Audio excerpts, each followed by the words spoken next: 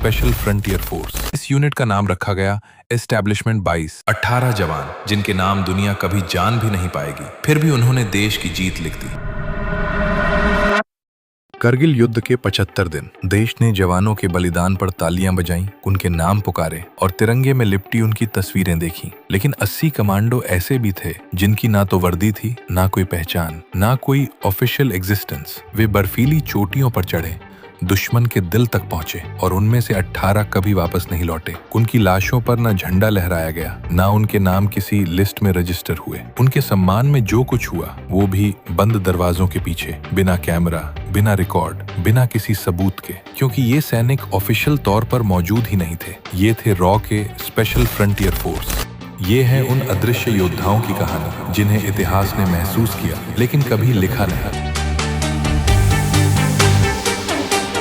साल 1962 भारत चीन युद्ध। इस युद्ध में भारत को करारी हार का सामना करना पड़ा और इस हार ने देश की सुरक्षा सोच को पूरी तरह बदल दिया। उस समय प्रधानमंत्री जवाहरलाल नेहरू और उनकी सरकार को ये समझ में आया कि चीन जैसे दुश्मन से लड़ने के लिए केवल कन्वेंशनल आर्मी काफी नहीं है। भारत को एक ऐसी सीक्रेट पावर की आवश्यकता थी जो दिखाई न दे, जिसका कोई रिकॉर्ड न हो और जिसे जरूरत पड़ने पर पूरी तरह रिजेक्ट किया जा सके। भारत एक ऐसी फोर्स बनाने वाला था जिसे अगर दुनिया देख भी ले तो भी कोई साबित नहीं कर सकता था कि वे भारत के लिए लड़ रहे हैं। इसी दौर में कोल्ड वॉर अपने चरम पर था और अमेरिका चीन को कमजोर करने के हर अवसर की तलाश में था। ऐसे में अमेरिकी खुफिया एजेंसी CIA ने भारत को एक सीक्रेट प्रपोजल दिया। वो ट्रेनिंग देगा, आधुनिक हथियार देगा, लेकिन ये फोर्स भारत के ऑफिशियल रिकॉर्ड में नहीं होगी। भारत ने इस प्रपोजल को एक्सेप्ट कर लिया। अब सबसे बड़ा सवाल था, इस सीक्रेट आर्मी के लिए लोग कहां से आएंगे? इसका जवाब मिला तिब्बती रिफ्यूजीज में। ये वही लोग थे जिनका अपना देश छीना गया था और अब वे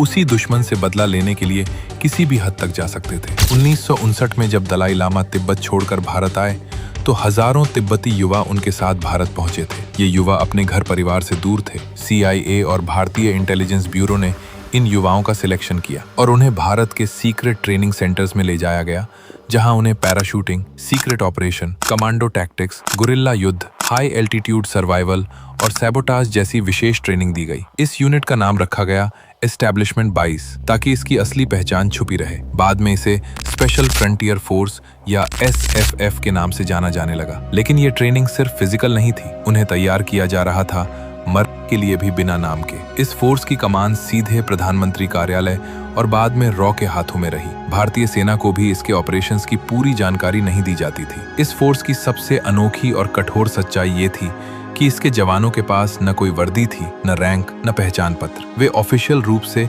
एग्जिस्टेंस में ही नहीं थे। यदि कोई SFF कमांडो युद्ध में मारा जाता तो उसका नाम किसी शहीद सूची में दर्ज नहीं होता, उसे कोई मेडल नहीं मिलता और उसका बलिदान सार्वजनिक रूप से स्वीकार नहीं किया जाता। दुनिया की सबसे खतरनाक फोर्स जिसका नाम किसी को पता भी नहीं होना चाहिए था। 1960 और 70 के दशक में SFF ने कई गुप्त मिशनों में भाग लिया, चीन की सीमाओं पर निगरानी रखी और जरूरत पड़ने पर विशेष ऑपरेशन किए। 1971 के भारत पाकिस्तान युद्ध में भी इनकी भूमिका बताई जाती है, लेकिन ऑफिशियल इतिहास में इसका उल्लेख बहुत सीमित है। 1980 के दशक में भी इन्हें विभिन्न गुप्त अभियानों में लगाया गया, लेकिन हर बार इनकी मौजूदगी छुपाई गई। और फिर आया 1999 करगिल युद्ध, जहां इस गुप्त फोर्स को एक बार फिर बुलाया गया और यहीं से शुरू हुई वो कहानी जिसमें जीत दिखी सबको, लेकिन असली लड़ाई किसी ने नहीं देखी। 1999 कारगिल की ऊंची चोटियों पर पाकिस्तानी सैनिक और घुसपैठिए कब्जा जमा चुके थे। वे इतनी ऊंचाई पर थे कि नीचे चल रही भारतीय सेना की हर एक्शन उन पर साफ दिखाई देती थी। जैसे ही भारतीय काफिले आगे बढ़ते, उन पर घात लगाकर हमला कर दिया जाता। सप्लाई लाइन टूट रही थी, न खाना पहुंच पा रहा था, न गोला बारूद। भारतीय सेना के लिए ये स्थिति बेहद चुनौतीपूर्ण बन चुकी थी। फ्रंट पर सब कुछ रुक चुका था और भारत को किसी ऐसी ताकत की जरूरत थी जो असंभव को संभव कर सके। ऐसे समय में रॉ ने स्पेशल फ्रंटियर फोर्स को एक्टिव करने का निर्णय लिया। प्रधानमंत्री अटल बिहारी वाजपेयी की अनुमति के बाद करीब 80 सबसे ट्रेंड और एक्सपीरियंस्ड कमांडो की एक टीम तैयार की गई। ये कमांडो अधिकतर तिब्बती मूल के थे और एक्सेसिव ऊंचाई पर युद्ध करने में माहिर थे। जहां सामान्य सैनिकों को सांस लेने में तकलीफ होती है, वहां ये कमांडो तेजी से मूव कर सकते थे। इन्हें उन चोटियों पर भेजा गया जहां पहुंचना लगभग असंभव माना जाता था। जहां कदम रखना मौत था, वहीं इन कमांडो को चढ़ना था। उनका मिशन था दुश्मन की की पोजीशन का पता लगाना,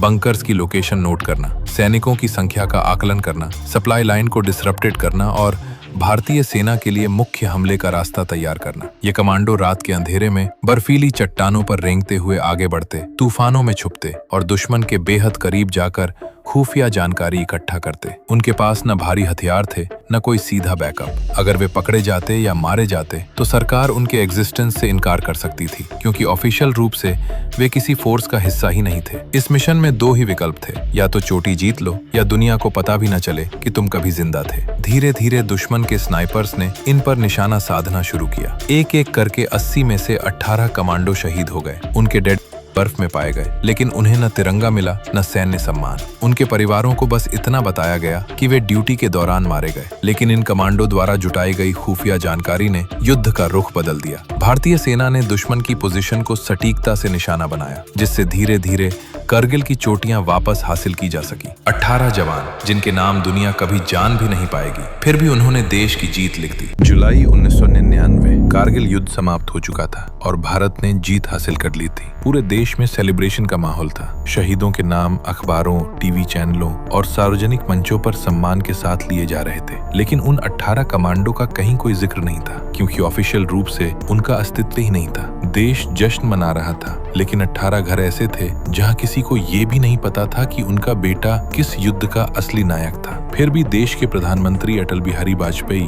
उन अदृश्य योद्धाओं के बलिदान से भली भांति परिचित थे। कहा जाता है कि युद्ध के कुछ समय बाद प्रधानमंत्री आवास पर एक बेहद गुप्त और निजी समारोह आयोजित किया गया। इस समारोह में न कोई मीडिया मौजूद था, न कोई फोटोग्राफर और न ही कोई ऑफिशियल रिकॉर्ड बनाया गया। इस कमरे में केवल प्रधानमंत्री, रॉ के कुछ सीनियर ऑफिसर और उन 18 शहीदों के परिवार मौजूद थे। प्रधानमंत्री ने उन परिवारों के सामने हाथ जोड़कर उनके बलिदान को स्वीकार किया और उन्हें सम्मान दिया। कोई पदक नहीं दिया गया, क्योंकि इसके लिए ऑफिशियल रिकॉर्ड की आवश्यकता होती। कोई प्रमाण पत्र नहीं दिया गया, क्योंकि उस पर नाम लिखना पड़ता। बस मौन श्रद्धांजलि दी गई, कुछ फूल चढ़ाए गए और उस पल को हमेशा के लिए कॉन्फिडेंशियल रखा गया। ये इतिहास का ऐसा सम्मान था जिसका कोई सबूत नहीं, लेकिन जिसका वजन किसी भी पदक से कहीं ज्यादा था। आज भी उन 18 कमांडो के नाम किसी ऑफिशियल डॉक्यूमेंट में दर्ज नहीं है और उनकी कहानी बहुत कम लोगों को पता है। लेकिन सच्चाई ये है कि उनके बिना कारगिल की जीत इतनी डिसाइसिव नहीं होती। और शायद असली देशभक्त वही होता है जिसका नाम इतिहास में नहीं लिखा जाता, बल्कि जिसके कारण इतिहास लिखा जाता है।